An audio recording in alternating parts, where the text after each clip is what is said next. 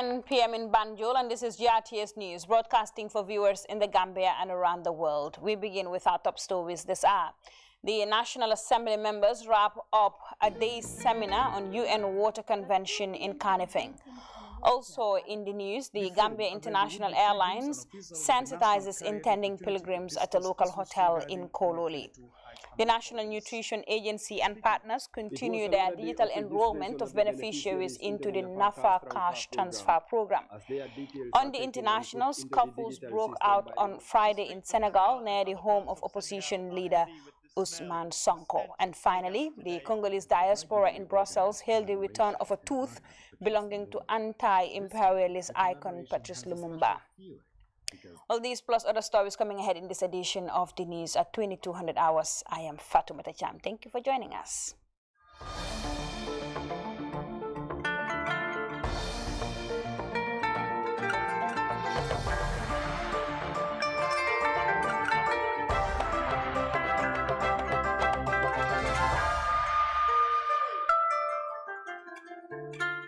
Welcome back. Now, a day-long sensitization forum for National Assembly members on the second UN Water Convention has just ended at the GFS Business Development Center in Kanifing.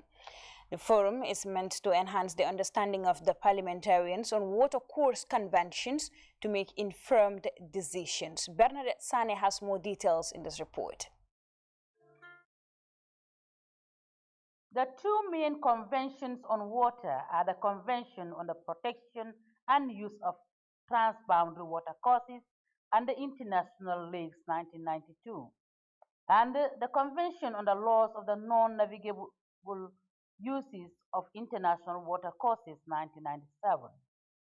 The Gambia, as a member of the OMVG, which shares its transboundary water resources with neighboring countries like Senegal, Guinea-Bissau and Guinea-Conakry, there is need to join the UN Water Convention to tap the benefits for enhanced socio-economic development.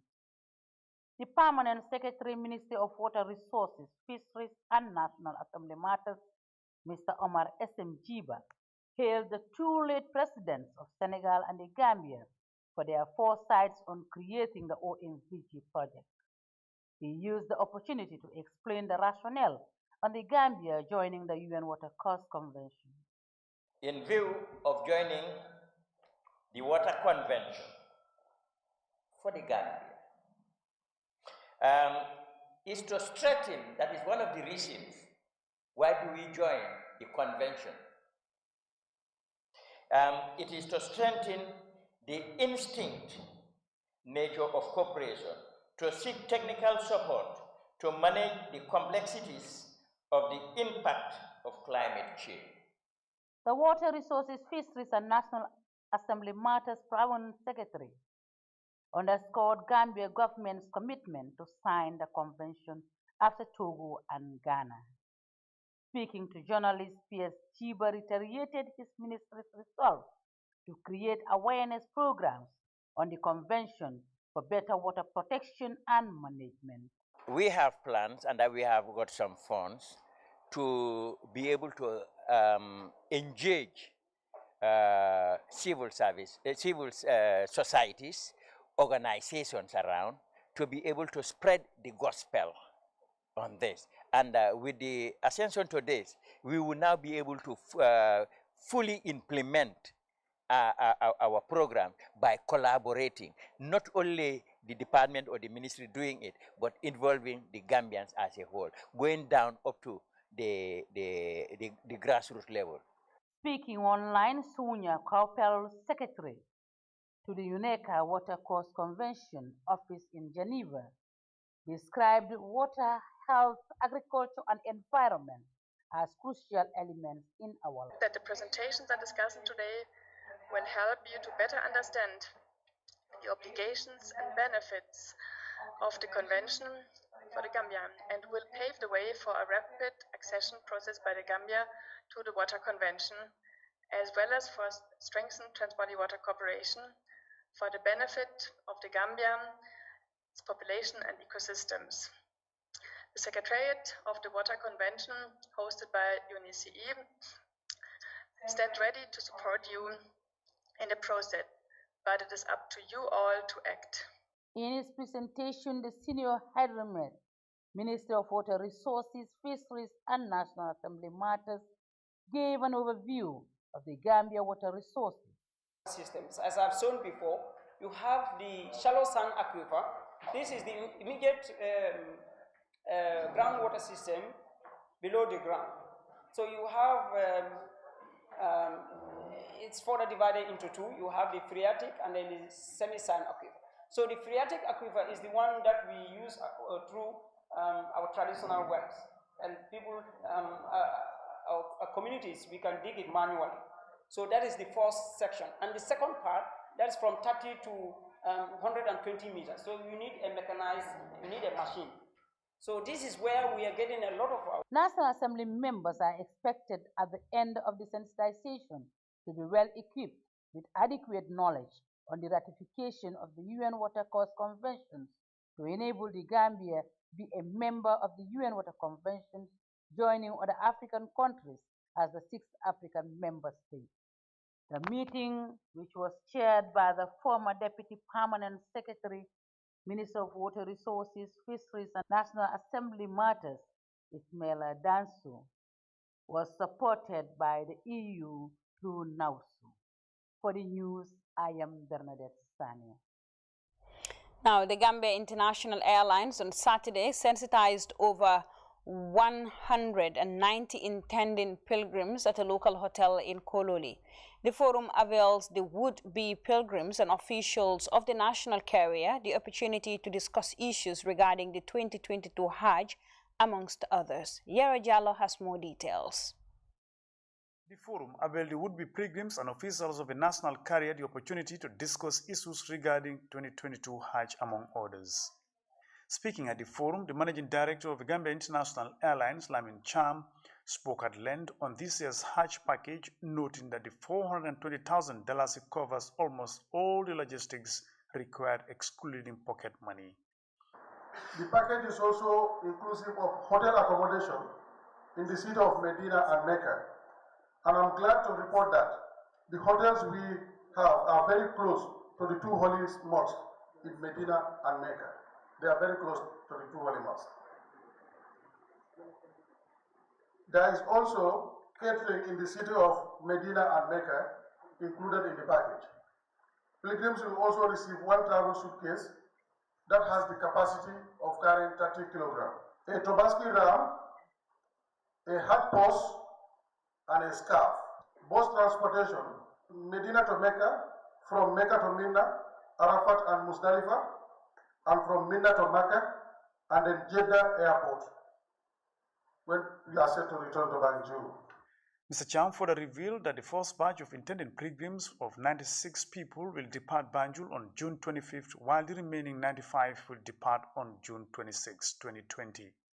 The GIA boss used the opportunity to advise intended pilgrims while in the Kingdom of Saudi Arabia to move in groups to minimize the chances of one getting lost, and as well redouble their efforts in the worship of Allah during their stay in Saudi. He thanked President Barrow and his government for creating an enabling environment in conducting business. Several other speakers, including Dr. Baba Sise, Dr. Abdul Kadir Silla, and Imam Ibrahim Cham of the National Hajj Commission, urged intending pilgrims to concentrate fully on their Hajj and avoid anything that can jeopardize their mission in seeking Allah. In an interview with GRTS, the Minister of Agriculture, Demba Sabale, who is also an intending pilgrim, thanked President Barrow for availing him and others the opportunity to perform this year's Hajj. Honorable Sabale used the opportunity to inform the farming community of the availability of fertilizer, among others, across the country. The rains are here, let everybody get on the ground. The fertilizer was $2,005. Now it has been reduced to $2,000. It is strategically located nationwide. So go to your nearest agri-extension worker. If you have any question, they will answer your questions and they'll tell you where to access the fertilizer. And plowing services, go and ask the nearest agri-extension worker or the regional agri office that is nearest to your constituency. And the plowing services will also be available, of course with some cost. So the rains are here. Let us get on the ground and we will work from anywhere we are in the world, given the technology we have today. Whether we are in the office, whether we are in Saudi Arabia or in New York, work continues. For GRTS News, This is Zero Jalo reporting. The National Nutrition Agency and partners continue their digital enrollment of beneficiaries into the NAFA cash transfer program. The cash transfer initiative is aimed at supporting vulnerable families amidst the COVID-19 pandemic. Farmer Abaji followed the team in the Fonyes and he now reports. It was another day of registration of the beneficiaries into the NAFA cash transfer program, as their details are taken and put into the digital system by the members of the multidisciplinary facilitating team. The team visited several communities in Fonyi Berefet district. That includes Ndemban Jola and Ndemban Chapitun, where the beneficiaries gathered for the process. Most of them don't know their date of birth. That's the difficulty that we used to have. And also, in a crowded area, it's difficult to work with because most of them are pressed to attend so that they can go other activities. In the district of Kansala, the registration has been going on for the second day. Communities like Bujinga and Karunulai were visited for the enrollment process. The process is going fine. Since we started yesterday, everything is going smoothly. As women are encouraged to be the principal recipient of the NAFA program, and they are responding positively. For the beneficiaries, this is a great initiative. I am very happy about this because when you receive this support, you can solve your problems. When you are a vendor, it can help you expand your business. We are happy.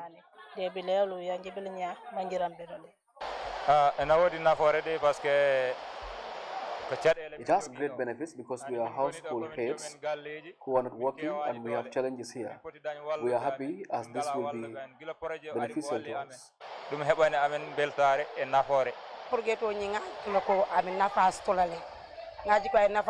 I know this project will benefit us. It will help me, my family, tomorrow, and my neighbors. They are part of it. We are grateful. The digital registration will last for 17 days as it targets to enroll close to 7,000 household beneficiaries into the NAFA cash transfer program within Fonyi alone. Farmer Abaji, GRTS News. Now, Sibek International School today graduated over 100 students who have successfully completed their high school education. The ceremony, held at the school grounds in Salaji, was attended by parents, students, and a cross-section of society. Ibrahim Ajala covered the ceremony and he filed in this report. At Sibek High School, students, parents, and teachers gathered for the graduation ceremony of 112 students who completed their high school education at the school. The principal of the school, Mamadou Koli, attributed the school's latest achievement to a collective action anchored on the school's set goals. He commended the graduates for a successful completion of their studies at the school, while challenging them to work harder for success in their future endeavors. Think big and wider, knowing that the size of your thoughts and insight determine the scope of your horizon and destination. Always remember that the road is mostly rough. Avoid distraction and distanciation from your main focus. Meet challenges and conquer the future as you are prepared to. My deep conviction is that your preparedness and readiness are beyond doubt. The guest speaker of the ceremony, Mama Fatima Singate, congratulated the graduates for getting to this level after years of hard work.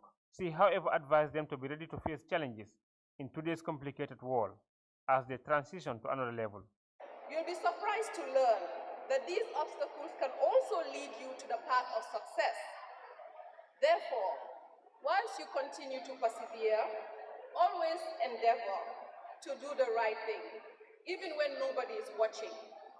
One act of kindness, one act of responsibility, no matter how small, in the face of insurmountable challenges, can make a whole lot of difference. Once again, young ladies and gentlemen, I congratulate you and I wish you all the best in your endeavors. Some of the graduates shared their feelings and next targets. Taib Jase is a science student who wants to be a medical researcher. I feel very happy and thankful to the school for hosting this wonderful program for us, and also all the participants who were involved in making this program very excitable. I'll be studying physics and medical sciences. We worked hard to get to this point, but we did not do it by ourselves. We owe a huge debt of gratitude to the following people. To our teachers, thank you. The event was punctuated with extracurricular performances and poetry renditions. It was a farewell affair, as these students are formally leaving a school they were a part of for years.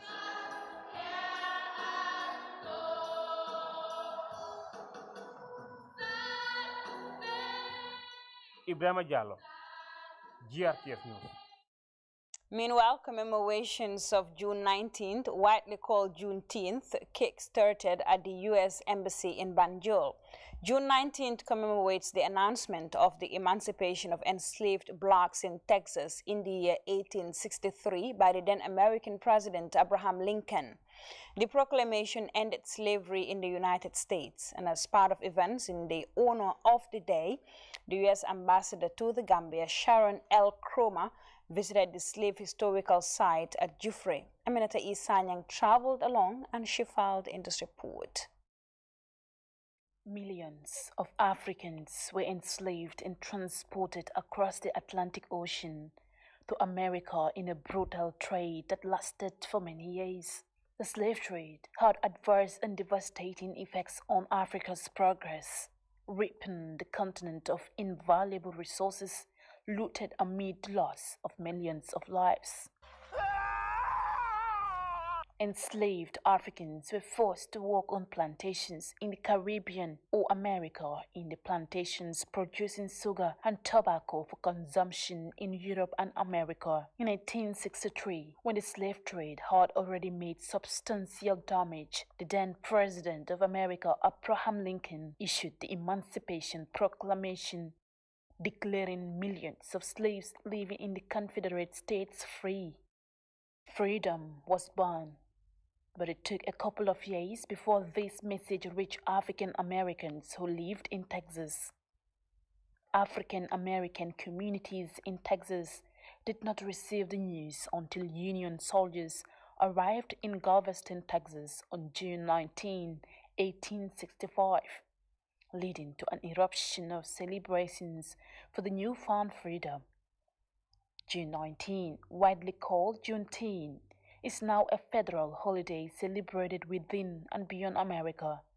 In the Gambia, the American ambassador Sharon L. Cromer observed Juneteenth by visiting Gambia's historical sites. The top U.S. diplomat was joined on a cruise boat for a visit to Kunta Kinte Island by her husband Arnold Sobers Jr. and staff of the embassy to observe Emancipation Day. Gambia is one of the West African countries adversely affected by the slave trade, with the River Gambia, many tributaries providing routes for slave traders to access people for the trade. Marking the day with great humility and remembrance of the adversities inflicted on the African slaves, Ambassador Cromer spread flowers on the water to honor the victims of the slave trade. The poignant and emotional moment remembered the stories of fallen heroes.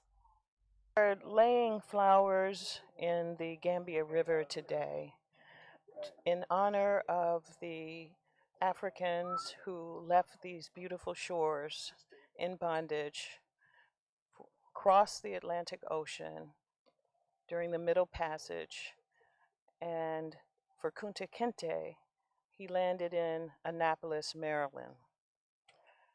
And so we honor those slaves who took that passage across the Atlantic.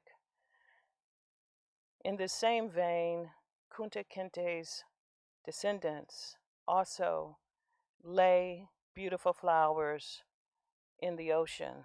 Sailing to Kunta Kinte Island's historical environment which testifies to the encounter between the Gambia and the slave trade. The ambassador on her team explored the monumental edifice constructed by slave merchants to enhance the trade. The island's strategic location made it a contact point during the slave trade. Its waterways attracted different trades, which also ushered in the occupation of the Europeans. 1725, there's a big explosion, and the island was destroyed. That was accidentally killed 11 Europeans with many slaves. In 1830, it was abandoned by the English. No one lived on the island in those days. But according to history, they told them to swim to guarantee their liberty, but they all drowned in the water. And from here to the mainland is 3 sea miles, which is 5 kilometers. But the last name of the island was Kunta Kinte Island. Michael Jackson broke with Jamal Jackson. He came here in 2009, and they changed the name of the island. That was 6th day of February 2011. Today we call it Kunta Kinte Island. Yeah, as I made mention to you earlier, West Africa was more affected badly because of the island we have. This place is built by the oppressors to control the slave trade, where many Gambians were captured and enslaved. The ambassador was taken on a tour of the structure that has harbored African slaves during the trade. A gigantic number were transported to the West and many died.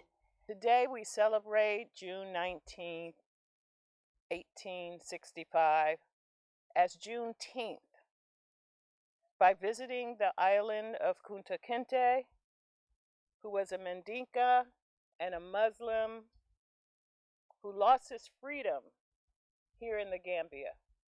He was captured by slavers and shipped like cattle across the Atlantic, the Middle Passage, to Annapolis, Maryland. Kunta Kinte's story was documented by the author Alex Haley, who wrote the story of his ancestor, Kunta Kinte, in the famed book Roots. Exploring the story of Kunta Kinte, the team proceeded to Jufre, the home of the iconic hero Kunta Kinte, whose story gives African Americans a sense of pride and belonging. The ambassador visited the museum in Jufre, the edifice archiving the history of the slave trade and the level in which the Gambia was exploited. The museum also contains items used during the slave trade, such as pistols, as well as historical narrations. Touring the museum would give the ambassador more exposure to Gambia's slave trade history. Aja Mariama Fofana is the 8th generation of Kunta Kinte. The ambassador paid a visit to Aja Mariama, who was hugely delighted by the visit as the story of Kunta Kinte was narrated.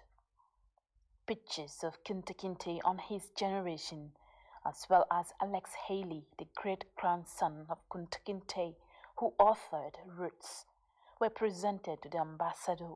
The ambassador also visited Takota, the first female alcalde of Jufre, who has been serving for many years. Ambassador Kroma had a fruitful engagement with the alcalde, who was happy to receive the team. She presented a visitor's certificate to the ambassador and received an umbrella from the American emissary. The ambassador's visit to various sites marks a unique commemoration of Juneteenth, a path that advances the embrace of Black independence and freedom.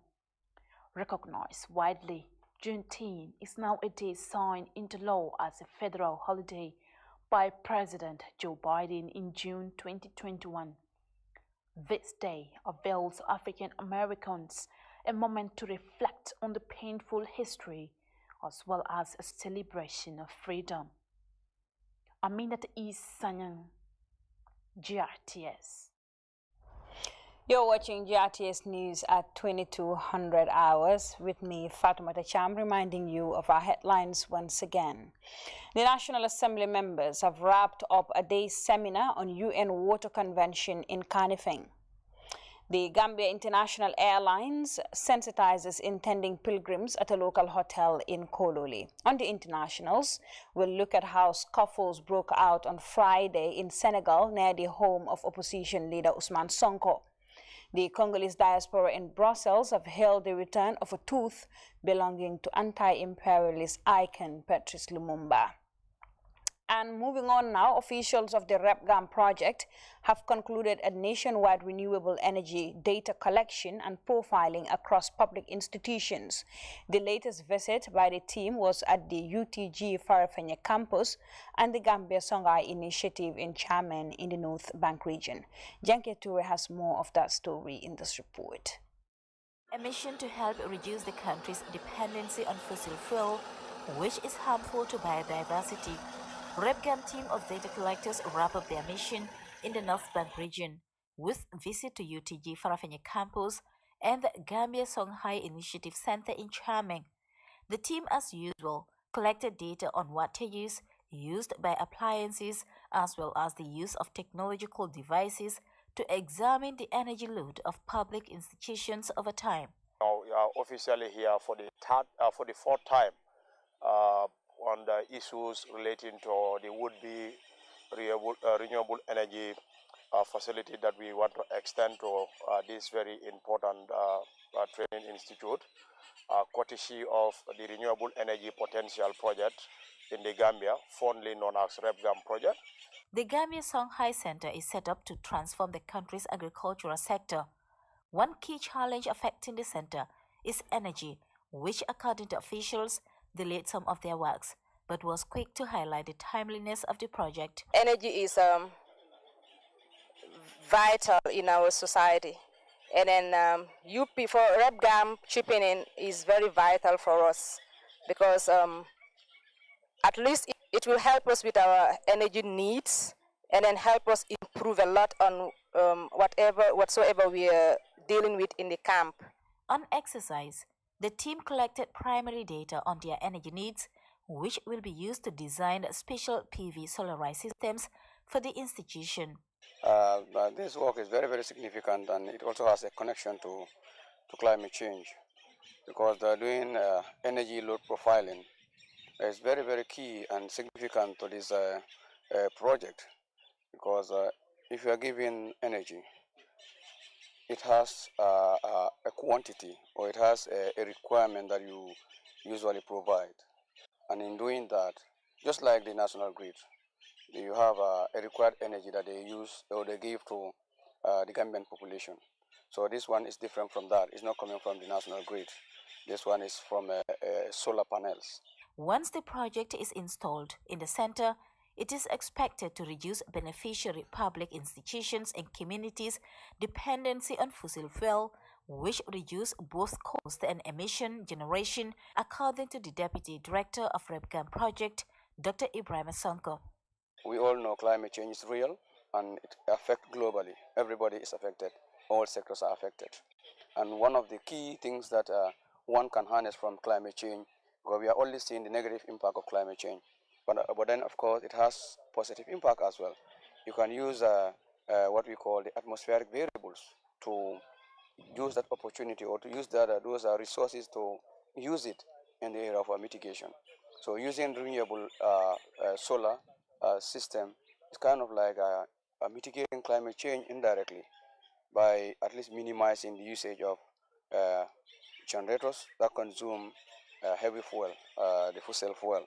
So if you're now changing everything from renewable or from heavy fuel to renewable, you're trying to minimize the emission of these gases. As part of commitments to meet the goals of the project, officials of REPGAM project will soon embark on a socio-economic survey, the outcome of which will suggest the formulation of other social and economic empowerment initiatives for Gambians and their institutions. Janket Toure, GRTS News. Now, the Sustainable Land Management Committee in the Lower River region recently concluded a 3-day visit to agriculture and natural resources project sites in LRR. The tour is meant to monitor the level of implementations of projects, their achievements and challenges. Usman Balde reports. The multi-sectoral committee, comprising of various heads of government departments, institutions and non-governmental organizations, was established through the Dry Land Project, aimed at complementing government efforts on sustainable land management. Speaking shortly after the monitoring visit, the chairman of the Sustainable Land Management Committee in the Lower River region, Alpha Khan described the tour as a success while stressing the need to map out strategies to overcome the limitations voiced out by project beneficiaries. The garden is very large, and that the reservoirs that are constructed in the garden are not adequate enough to ease access to some of the women to deep water and then water their beds. So that happened, and when the regional director of agriculture, Mr. Lamida, was present, so invariably that means he can take it up with the Roots project and some other stakeholders where possible to see what could be done. I think from there we also visited the water point at Sandeng, and we also realized some problems that the water reticulation system, that is the solar system, was not well fenced, and it's open to some other problems. Now, what we realized was that it needed to be fenced, because the fence that we found there was very poor, and in fact it is open, and any animals or some other people can just move in and tamper with it. So that was also another issue that we identified, and the key donor to that was the Mansakonko Area Council, and it's very possible that they will give technical support or technical advice to the people of Sandeng to make sure that that is also fixed. Alkali Jajusi of Natural Resources Consulting NACO underscored the need for concerted efforts with NEA and other regional stakeholders within the region in order to settle the issue of the ongoing lodge construction in Sankuya village. Because where this rest house or whatever it is called, or restaurant it is called, it is just at the mouth of the river. And I believe there should be an EIA in order that the stakeholders will be able to know what impact, positive or negative, is it going to bring to the livelihoods of the people of Sankuya. So for me, they need to go back to the drawing board, invite all the stakeholders, and then let each stakeholder talk about his role, so that there will be no role conflict. He used the opportunity to hail the beekeeping enterprise of Seno Bajonki village to promote beekeeping activities in the area. They were able to tell you how they were capacitized from the start of the project until where we are today. And for me, capacity building is key for any development partner towards the livelihood of these people. Because when the people understand what they should do, you don't need to be around them all the time. You become a coach from time to time. And then the villagers have expressed some of the activities that they have conducted. They have said they went on record keeping training, they went on food processing of wax into body oil and so many other things. They have also conducted harvesting. When fire season comes also, they go, before the fire season, they go around and clear the environment where the beehives are. The committee also visited vegetable gardens within Lower River region to assess the level of their operations. Usman Balde, GR. Now moving on, officials of Tostan recently held their organization's quarterly review meeting with regional authorities in the Central River region. The project seeks to empower and support community development initiatives. This, as Modulamin Sanet tells us. Occasion for Tostan officials engaging regional authorities moving to assess the level of progress of community empowerment programs in the Central River region, a scale-up program under the organization's Strategic Engagement Plan 2019-2022, targeting over 60 communities in the region. Sharing seminar on Tostan program, we call them CAMP sometimes, the content of the community empowerment program, the aims and objectives, but also what is our methodology. In addition to that, what is the program strategies. So we use this together, put the activities that we are able to implement within a quarter or every 6 months or every year. We shared with these partners. As you said, this is the 7th sharing we had with TAC members. The quarterly review, bringing together chiefs, women leaders, and councillors, avails Tostan the opportunity to receive feedback and recommendations that will help empower locals in this part of the country. It's very imperative that we share with these authorities time to time what is our level of achievements or implementation status, what are some of our progress that is made, but also challenges. But most importantly, we want to listen to them also to give us feedbacks, recommendations. This will really, really help us in terms of our planning. As you know, we are also 2022 is a strategic planning year for Tostan, 2023 to 2030. So you see, all these feedbacks will be encompassed into this strategic plan. So it's very vital as far as our work is concerned. This strong partnership between Tostan and its stakeholders earmarked to support the full implementation of programs. Delivering direct to the people is very important, and the fact that they can deal with the illiterate through enlightening them and being able to teach them their human rights, it's very important. The day's seminar within the Community Empowerment Program, officials believe, will help boost its implementation approach of programs in the Central River region. Moudlamin Sane reporting for GRTS News from the Central River region. And with that, we shift our attention to news from beyond our shores, because scuffles have broken out this Friday near the home of opposition leader Usman Sonko. Sonko had called for his supporters to gather today to demonstrate against the government's decision to bar him from elections next month. Well, we have more details in this France 24 report.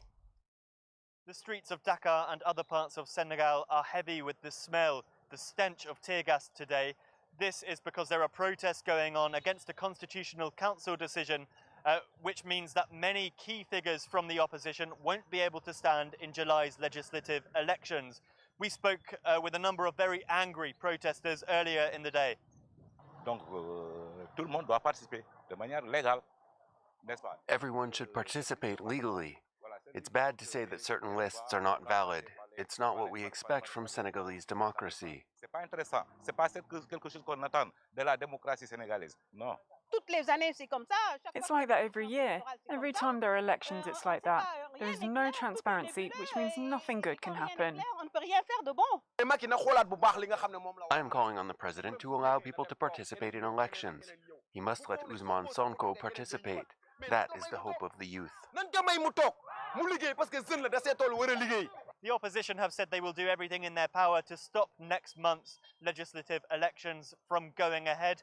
If their list of candidates is not ultimately validated by the Constitutional Council, until then, protests like the one we've seen today are likely to become more and more frequent.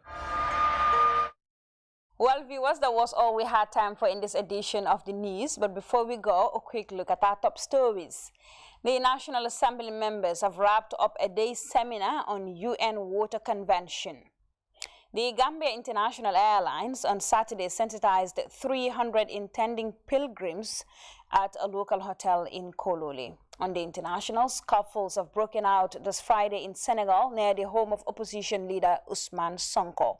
And finally, the Congolese diaspora in Brussels have hailed the return of a tooth belonging to anti-imperialist icon Patrice Lumumba. Well, that was all we had time for in this edition of the news at 2200 hours. Many thanks for watching. Up next is Goody Sunday. Please stay tuned.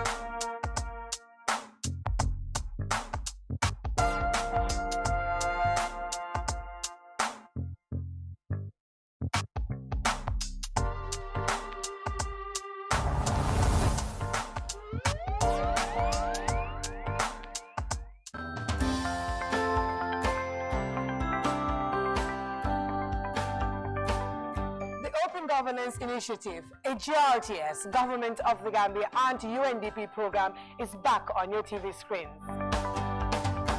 In season 1 of the OGI, I've been joined in the studio by key players in our governance space. The guests were different, so were the varying topics of our discussions. Where we don't have a Gambian mission physically present, we have honorary consuls in some of these capitals, and they represent the Gambia's interest. The ministry in our settlement of land dispute is engaging communities in terms of